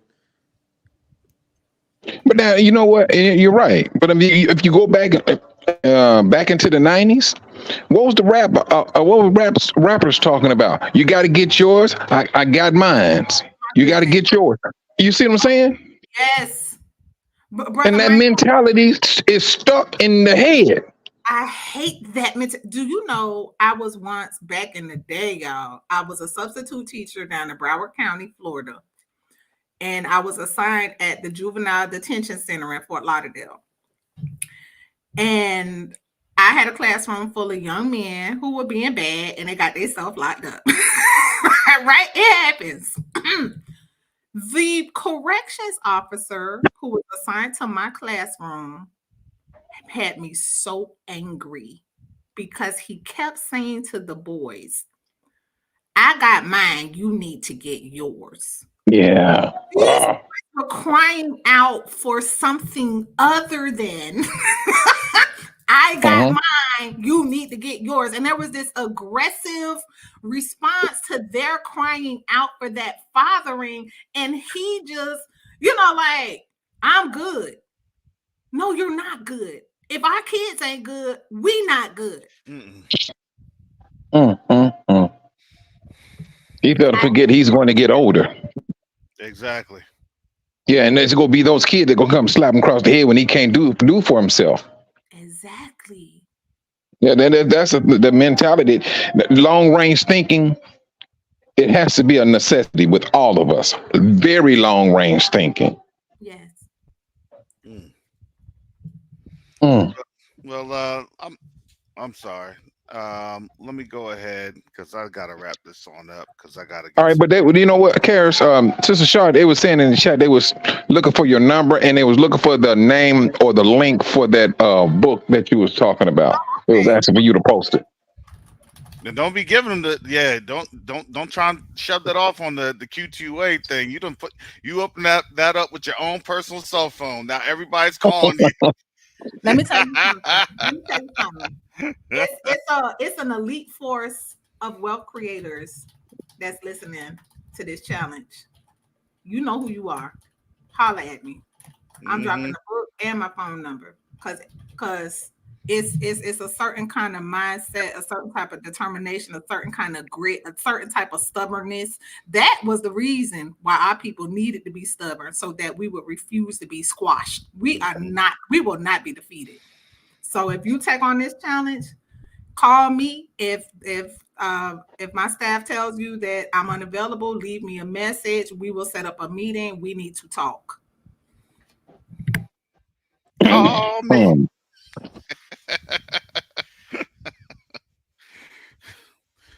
You better call Sharp's phone.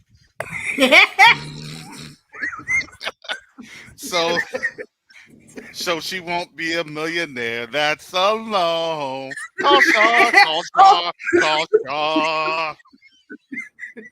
I will not be alone.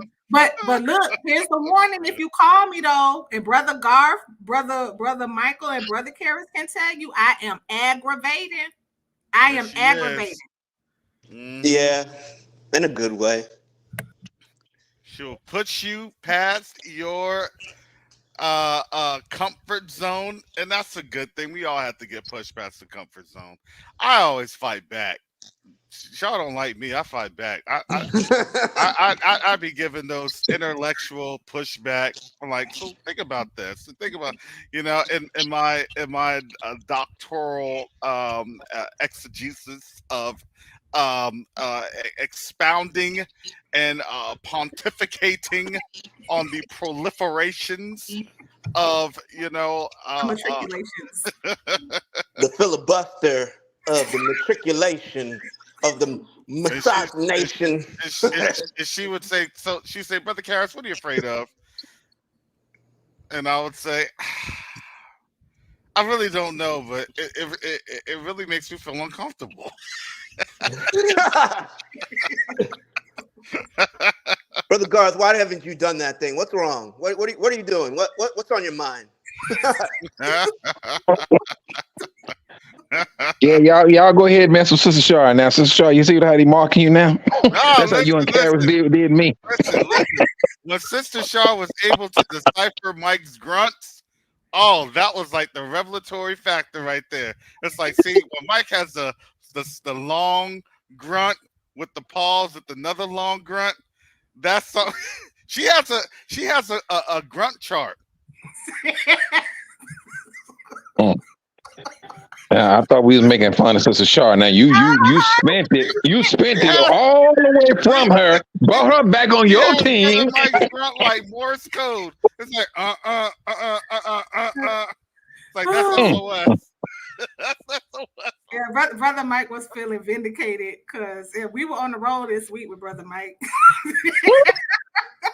You know what, brother Mike? That's because we miss you Wednesday nights. We do. But we appreciate you being boots on the grounds. You putting those roots down on behalf of the family, on behalf of the mission. We appreciate all of your personal sacrifice. I don't think anyone here could ever truly appreciate the amount of personal sacrifice you have invested into this mission. Mm-hmm.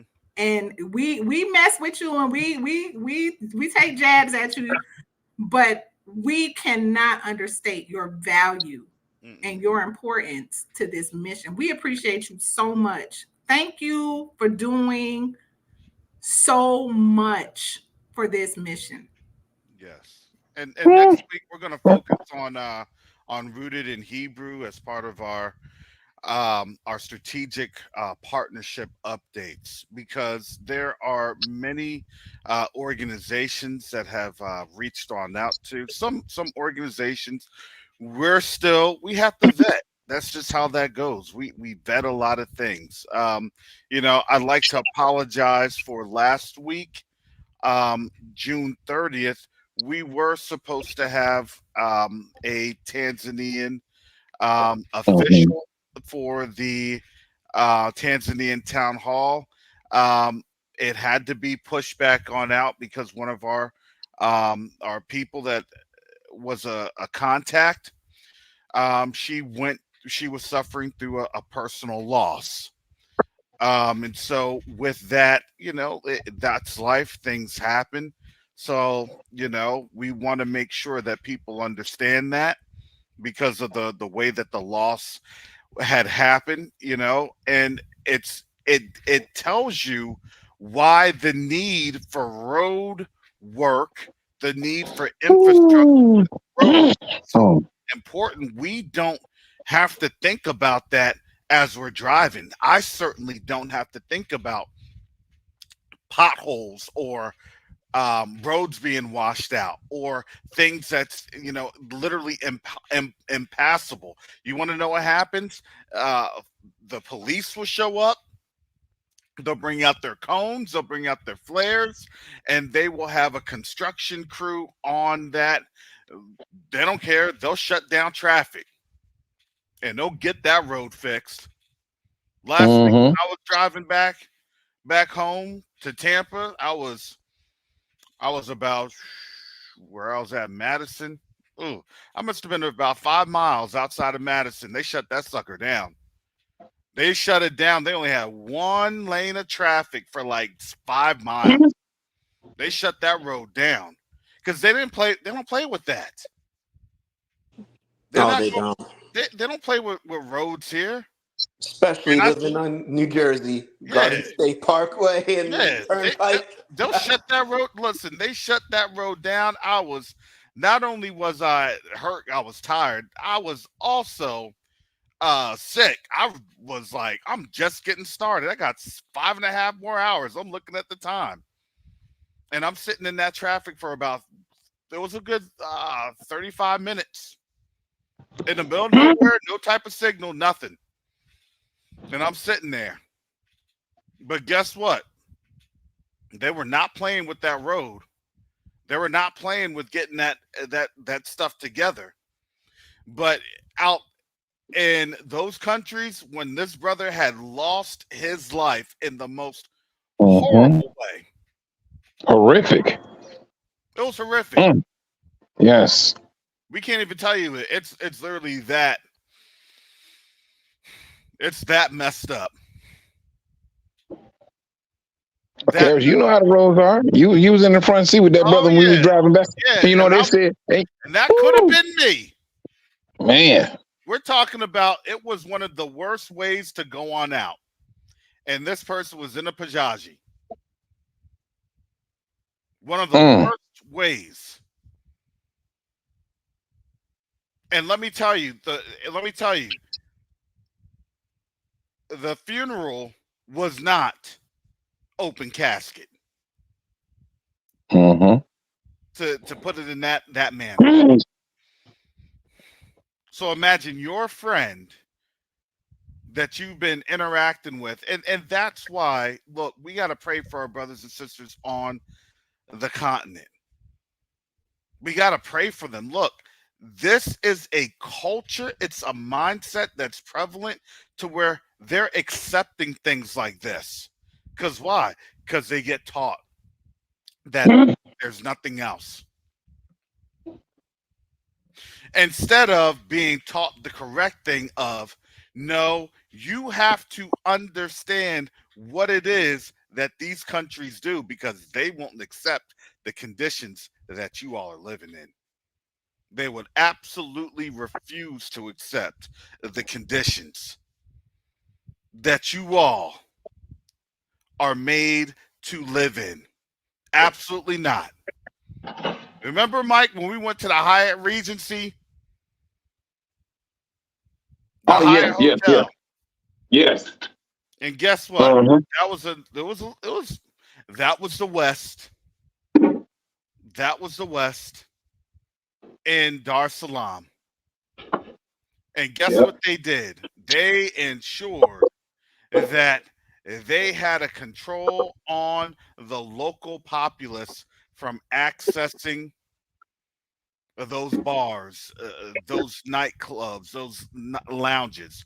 Because why? Because they don't want to show the people what they could be living like.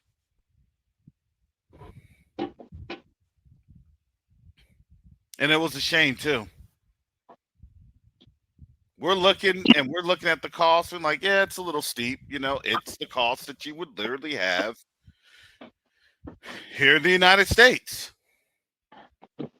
So for us, it wasn't really outrageous per se, because that's the same thing that we're used to. But for the local populace, that thing was priced so far outside of their normal living. They would not be able to even uh, indulge in what was being displayed to them. They couldn't do it. It would be so far beyond them. And we have to understand that's the level of restrictions that's been placed upon us worldwide. Because it's not just in the continent, it's also in the diaspora.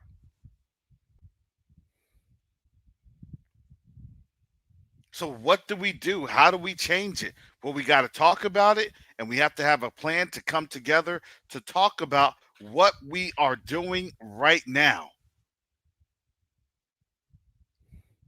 I always ask the Most High, Father, why can't we do more? Why can't we do more? Why can't we do more? I, Mike will tell you, we get frustrated being in a holding pattern. I told you that earlier. We get frustrated being in a holding pattern. But when we are ready to run, we realized, oh, that's what the Most High was doing, because he needed to get this final piece in here. He needed to get this final piece in there.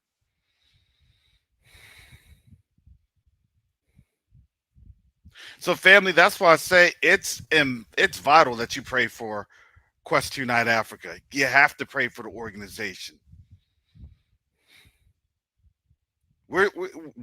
As Sister Shar had mentioned, listen, we are an organization that, yeah, this is a grassroots social media organization. Brother Mike can tell you, based off of even Chat GPT from Tanzania, it's a grassroots organization. That's the truth. The other stuff was a lie about QAnon and being a right wing. They tried us. They tried us.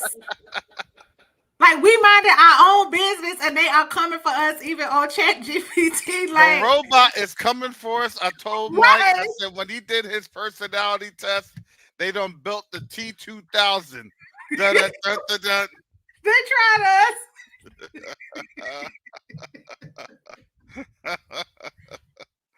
Oh.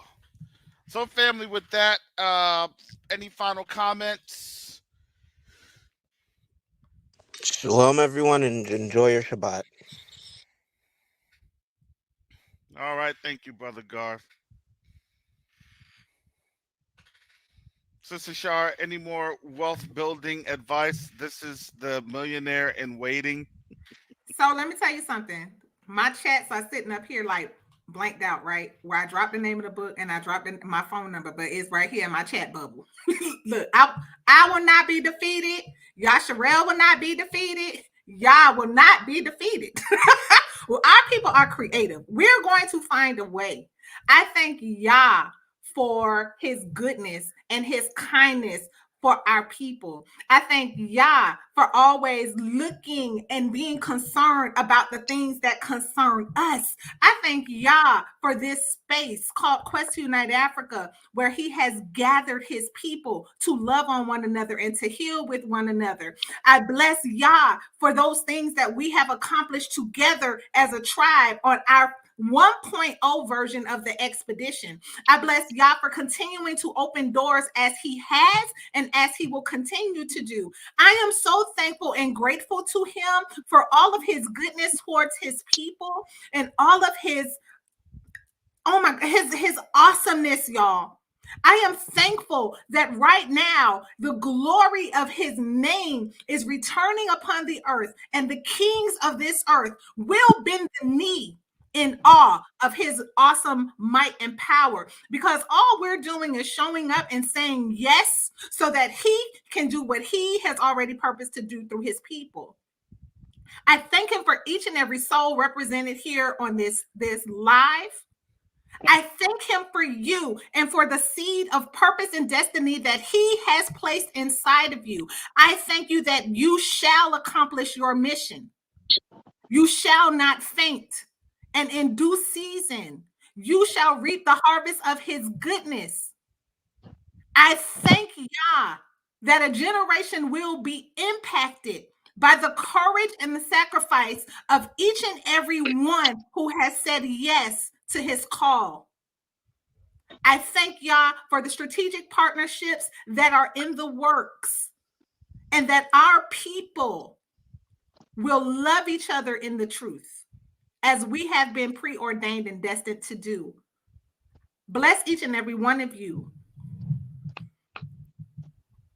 Hallelujah. Thank you, Sister Shar. I'm not going to even. Whatever Sister Shar said, I say hallelujah. Shalom. All right. Thank you, Brother Mike. As he is preparing for his Shabbat over in the continent. Next week, we will go over his company, Rooted in Hebrew, and what he is accomplishing with the farmers over there. There's a lot of things going on, family. We're just not sitting here idly by. And I'm not coming here saying, please support, and then not do anything. No.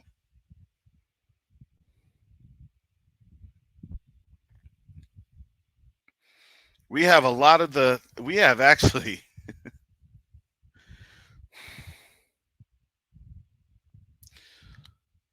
the tools and the pieces in play, but we need the people. And I believe that that's really it. Everything is built, and we need the people to come. It's like Field of Dreams. The Most High built it. Oh, and he orchestrated that building in a most spectacular way, far beyond anyone's understanding. Because everything he did, he orchestrated it.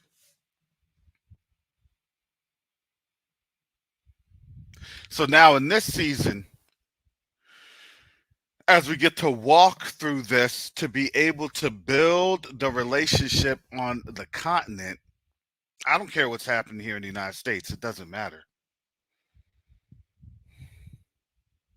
This is a season to where we're beginning to move, and we're going to move with diligence, and we are getting ready to move with authority, because that's what the Most High has already given us. Understand, we already have the power that's been given to us by the Most High. We do.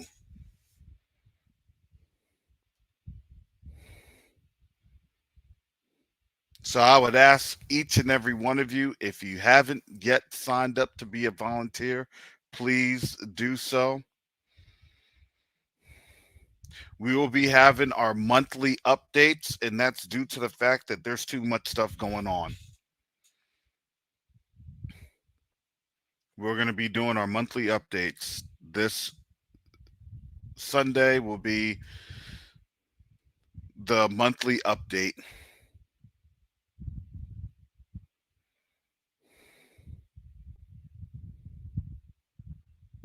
So I will be giving a quarter in review of sorts. And we did have a tremendous quarter. There was a lot of impact going on, a lot of moving pieces occurring. Again, thank you all for your donations. That's what drives the mission. Whatever the Most High puts on your heart to give, we appreciate it. Because we also pray that what he puts on your hearts to give, that thing is pressed down, shaken together,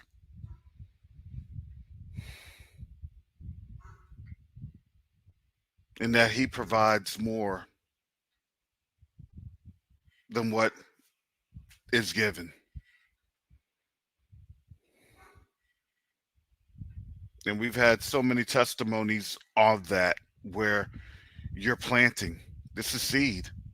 You're planting into this organization. You're planting into this mission.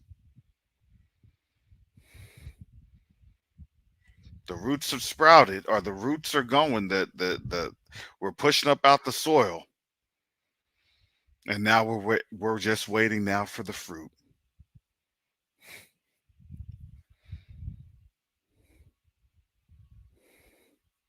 But that's all in Most High's timing. All we can tell you is he's still moving. Things are still happening. And the work and the mission is being done. Continue to pray for Q2UA Africa as we continue to move and work. Thank you again for the panel. Thank you again for the board, our volunteers. Definitely appreciate everyone's help. And with that said, family, Most High willing, I'll be back sometime soon. I'll be back probably next Friday.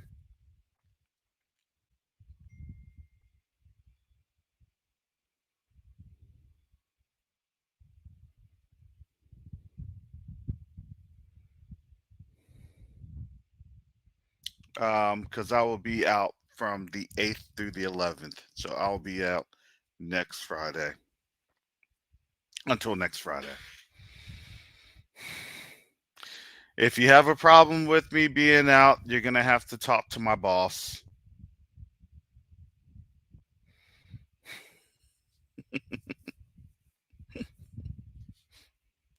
I have some vacation days that I have to use. Not really vacation days. But it all further helps the mission. It really does. It really does. But with that said, family, with that, y'all have a blessed day. Please continue to pray for one another and watch out for one another in these times. It isn't going to be easy, and it's definitely not getting any better. So, with that said, family, continue to keep each and every one of us in prayer. With that said, family, shalom, salama, siemi, shalom, peace and blessings, Yasharel.